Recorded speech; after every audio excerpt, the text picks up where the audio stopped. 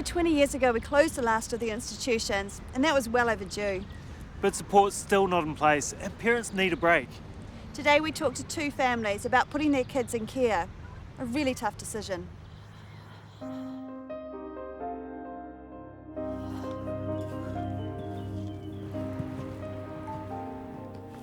How does any parent make the decision to place their child in residential care? And how do you deal with the guilt? Tanya DeWitt and Trish London have both been in this heartbreaking position. Trish is mum to 4 children. In this house, it's not the youngest kids that need the most care, it's the oldest ones. Twins Dylan and Jay are both blind and autistic. They need help with the most basic personal care: feeding, showering, toileting. Looking after them is a full-time job. For the past 3 years, they've had no respite care. I look at Dylan and Jay and I see the independence in them, but I think on paper they don't look as independent as I know they are, or I want to perhaps believe that they are. She also wants to believe she can manage, but press a bit harder, and Trish admits it's tough. They look really dependent. All their needs are met by somebody else.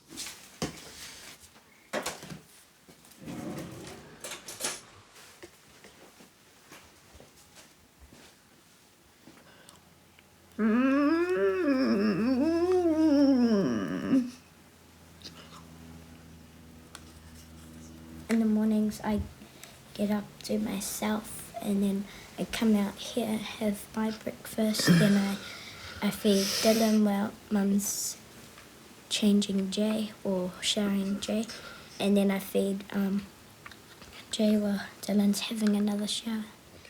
You can go in the shower now. Come on. Dylan gets up first. He gets up before anybody. He basically gets up and is waiting for a shower. Here we go, here's some clothes. Because that's the first thing in the morning that he does. Just put him on the toilet. But Jane needed to go first this morning, and yeah, Dylan didn't like it. On the toilet. Looking grumpy, thank you. And then Mum gets ready, and then sometimes Ken goes to school. And then, but I'm not usually late because Mum gets up at like 5 o'clock to get everything ready. This way. Hands up.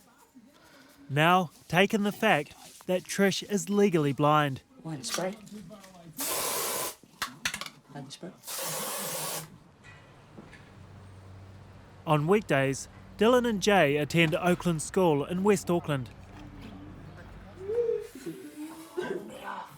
While the older boys are at school, Trish gets some precious time with her youngest son, Kane.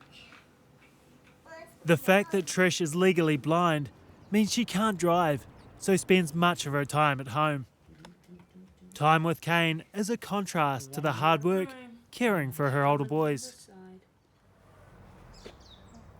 The place where I can read a report and know that it's a true essence of Dylan and Jay is probably through school, because their approach is about promoting the student. It's about empowering the family. So it's not about what anybody can or can't do. It's all about momentum. It's kind of the one constant place that it is also willing to take 5 steps back to go 20 steps forward.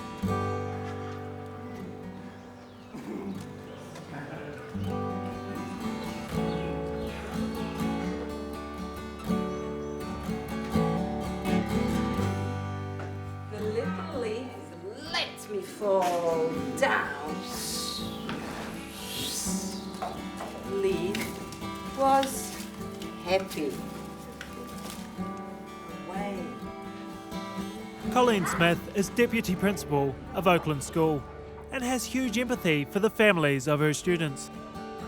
People don't recognise that there are kids with huge needs, who are non-verbal, who are aggressive, who are not able to manage themselves, regulate their behaviour.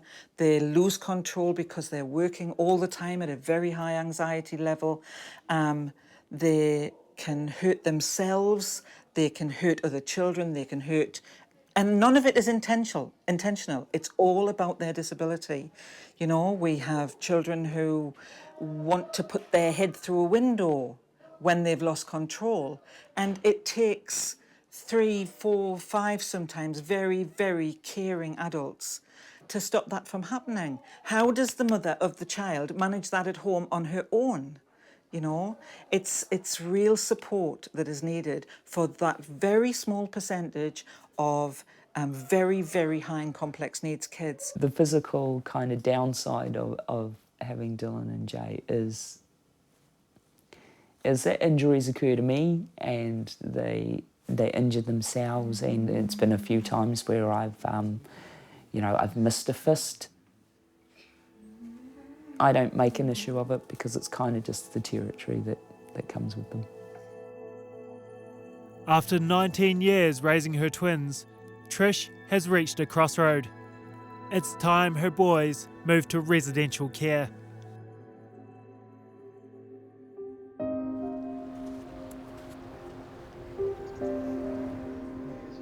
One person who completely understands the physical and mental challenge of raising an autistic child is Tanya. Her son Jake was diagnosed with autism at age 3, after years of difficult behavioural issues. I'd left my ex-husband, Jake's father, and it was Jake and I. We were on our own, and it was frightening, it was lonely. My family were amazing, but to physically take Jake off my hands, he was too hard. So I became quite reclusive, just trying to keep him safe, keep myself sane.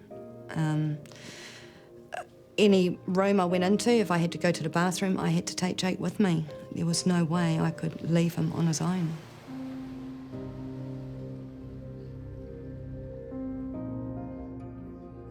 He just had no sense of safety.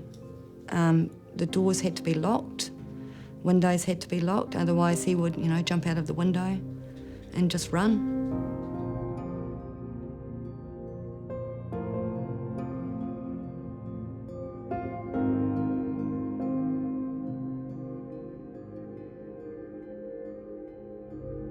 Daycare was amazing for us. The centre manager, the support teachers, they were really supportive of Jake and I.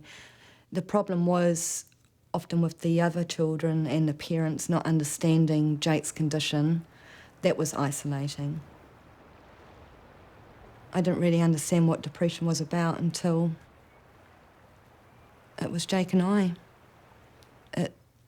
It's hard looking after Jake, let alone in myself, but my needs was nothing compared to what Jake was needing, and it was a vicious circle.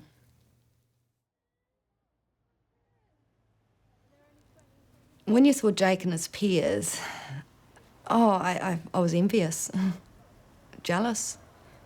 It was like these children had friendships and the parents had friendships with each other, and they'd be involved, and you knew they were doing stuff together that friends, family do. And yeah, I used to get really, really upset.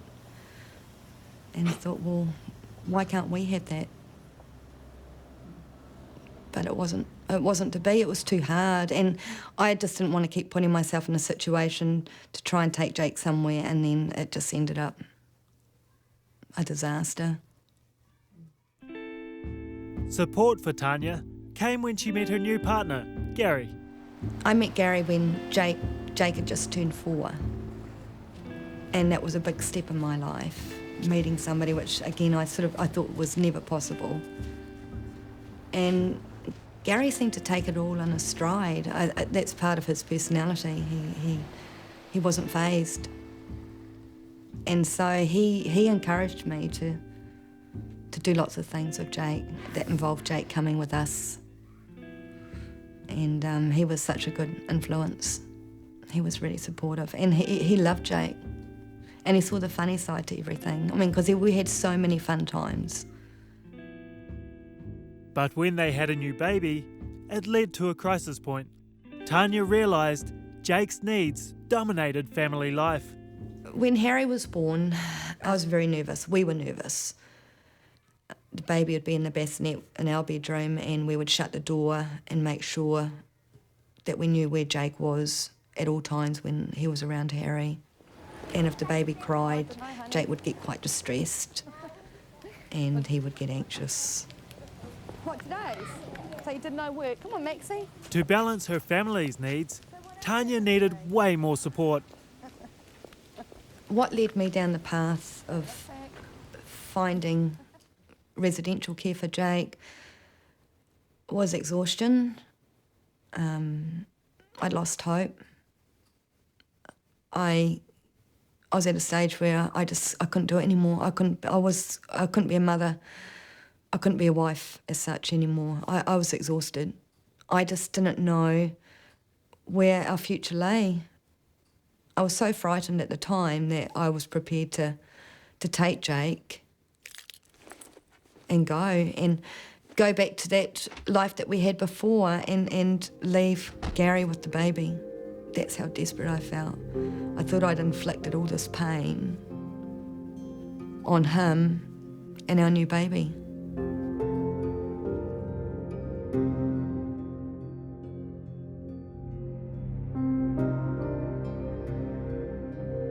Placing kids in residential care is a serious legal process, and it's one families only consider when all other options have been exhausted. Colleen has worked with many families like Tanya and Trish's and has seen how the intensity of care can rip families apart. It's a grief process that our families go through when their children leave home to go into residential care. But it's the circumstances that lead up to it that are traumatic, long, drawn-out legal processes, and for families who have to make that decision, I can no longer look after my child because of the level of their disability.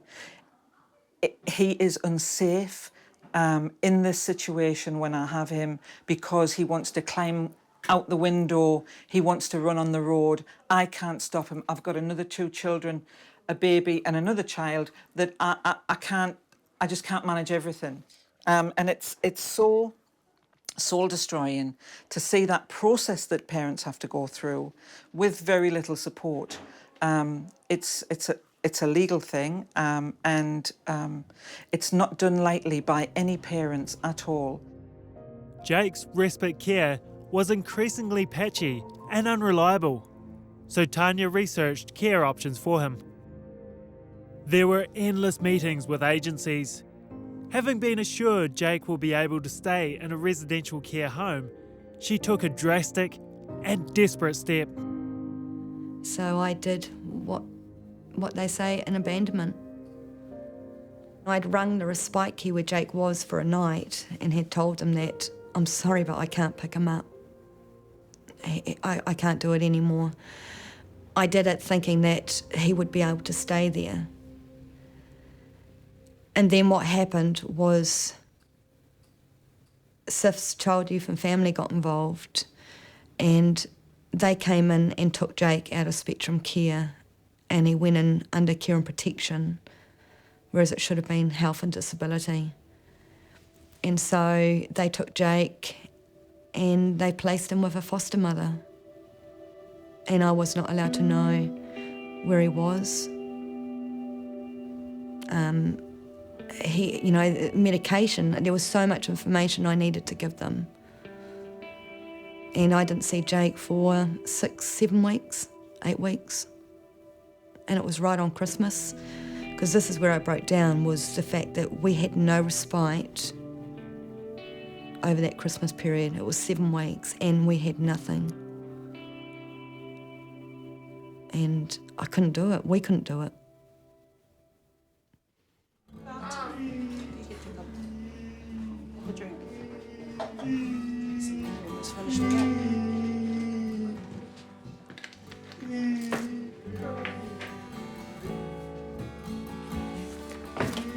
See the pictures? What's this? Sellotape. I made residential care happen by fighting.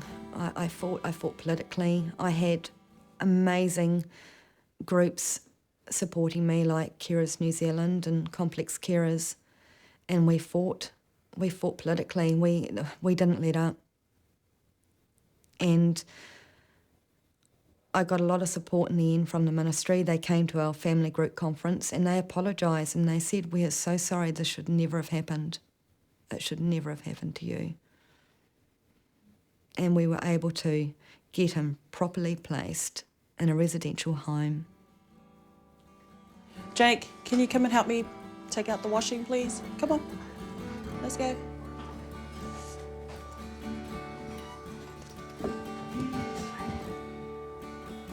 Here you go. You take that out to the washing room.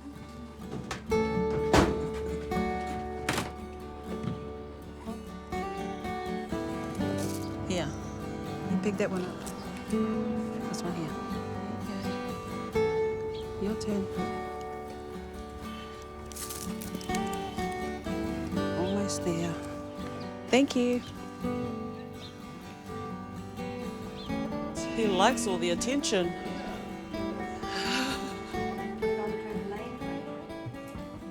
There is always guilt. I mean, it's with you for the rest of your life. I mean, it's not natural for a mother to give away a child, and that sounds really hard. I mean, I didn't give Jake away, but to choose for your child to live somewhere else, it's hard. You having fun? You know, when you have your son in a residential care or a child, I mean, you've got to trust them, you know, with your son's life. I mean, it's a big thing looking after another human being, and you've got to feel 100% certain that they are doing that and that he's protected and he's safe and that they love him, and they do. So, he's very lovable.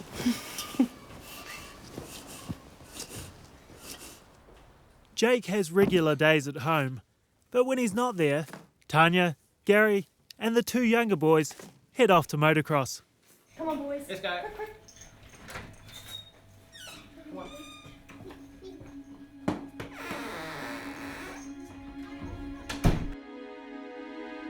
Where Jake is now, and he's been there now for 5, 6 years, he's home. And I've said before, it took me a long time to accept the fact of where Jake was and the guilt. It was really, really hard, and the judgments I felt from other people or I put on myself, but he's home.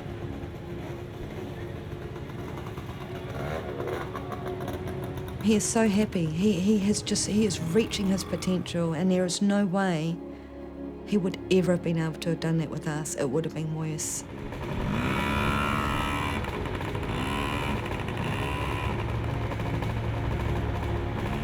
He can be autistic and free. And he's loved, and he's safe, and he's cared for.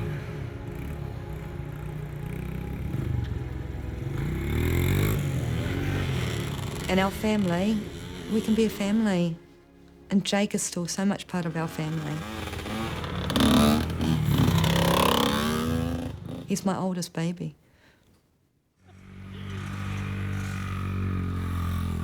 If Jake was at home, there's no way that as a family we could do this. The boys would miss out on quite a few experiences, and he would be so anxious.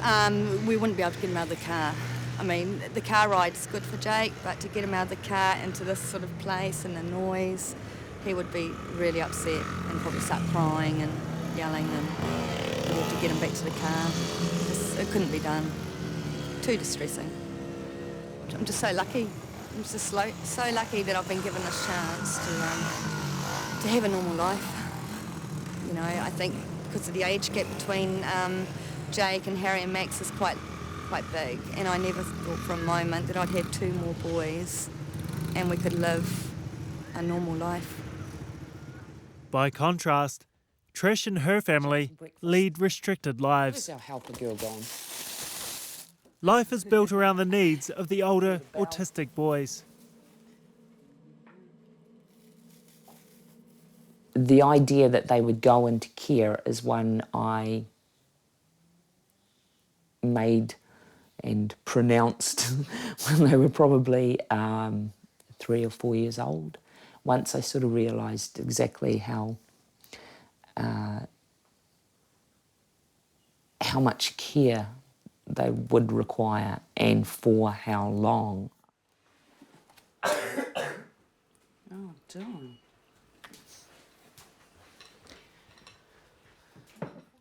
We've had 19 great years caring for and you know, doing everything for Dylan and Jay. And we will never stop loving them. They will never stop coming home.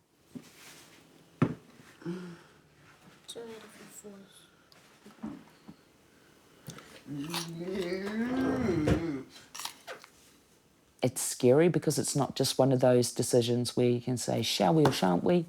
It's shall we? It's pros and cons of both, and the pros, the biggest pro of Dylan and Jay leaving home is that we all get a chance at a new journey in life. The plan is that they move on so that we can move on, so that Shiloh and Kane can move on.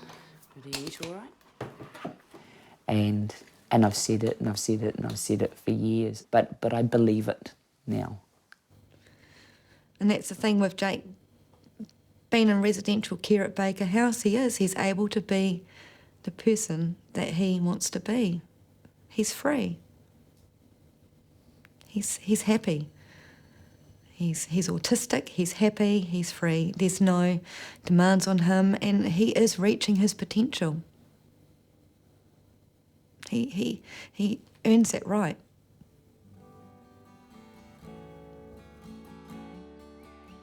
Jake can come home whenever he wants, for however long he wants.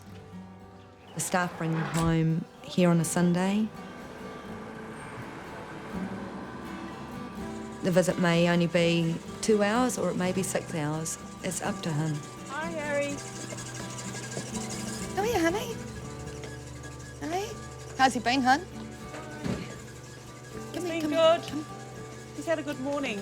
Oh, that's good. Yep, really good. All right, so his anxieties are quite low. Pardon? His anxieties are low? Yep. Oh, good. All right. So he was pretty good this morning. Oh, great. Hi, Snake. All right. You need to give me a kiss. Hello, Snakey. Give Mum a kiss. Give Mum a kiss. You said hello to Harry? Jake. Jake just likes to be in a calm environment. It's nothing exciting, but he's home.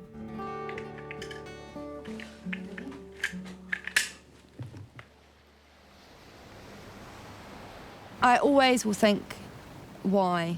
I mean, it's one of those unanswered questions, why things happen in our life and why we're given things to deal with. But I don't second guess myself with the decision for Jake to be in residential care. That is something I would never ever change. I do not regret.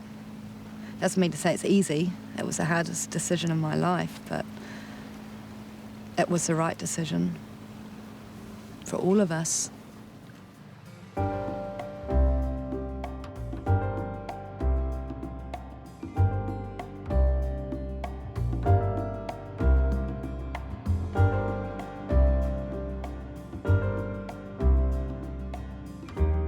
It's going to be probably the hardest day of my life.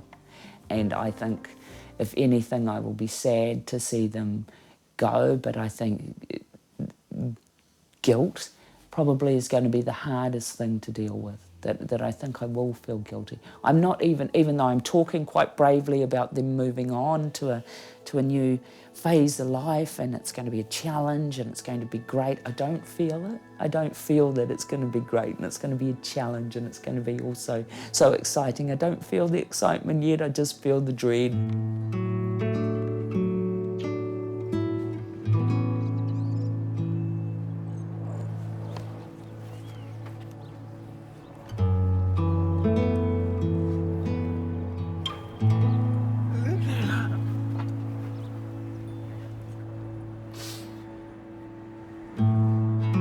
Yeah, it's going to be really, really hard.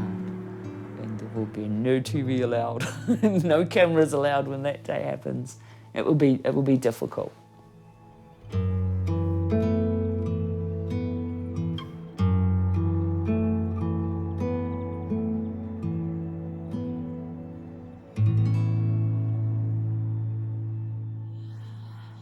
It's taken courage for Trish and Tanya to talk honestly about their decisions. Yeah, but they chose to share their stories, to let other people in the same situation know that they're not alone. Athens, Greece, host to the largest sporting event this year, the 2011 Special Olympics World Summer Games. Each of the 7,500 athletes live with intellectual disability, but they're athletes first, demanding dignity and respect. Our athletes want to be treated as real athletes.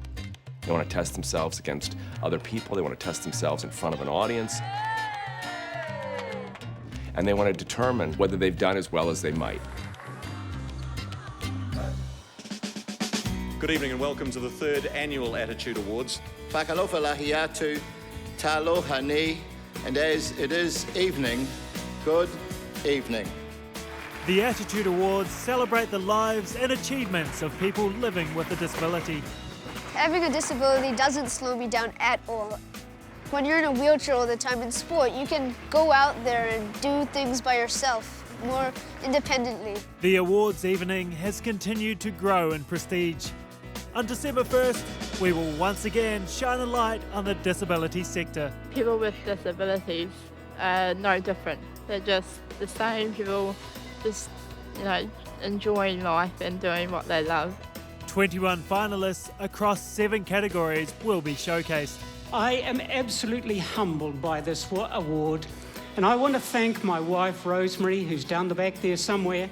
For further details and tickets to the event, check out our website, attitudepictures.com.